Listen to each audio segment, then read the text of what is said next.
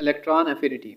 Electron affinity is defined as the amount of energy released when an electron is added in the outermost shell of an isolated gaseous atom.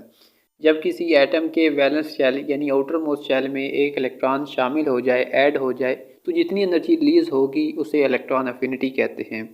Affinity का मतलब होता है attraction यानी कशिश, और electron affinity से मुराद किसी atom की ये सलाहियत वो एक इलेक्ट्रॉन एक्सेप्ट कर ले, शामिल कर ले, और जितनी एनर्जी रिलीज़ होगी वो उसकी इलेक्ट्रॉन अफिनिटी कहलाएगी, और वो एटम एक आयन में तब्दील हो जाएगा। क्योंकि नेगेटिव चार्ज है इसलिए उसे एनाइन कहेंगे।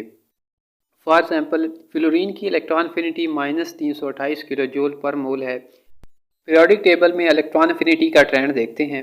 Electron affinity values increases from left to right in the period में इलेक्ट्रॉन अफिनिटी की वैल्यूज लेफ्ट से राइट बढ़ रही होती हैं।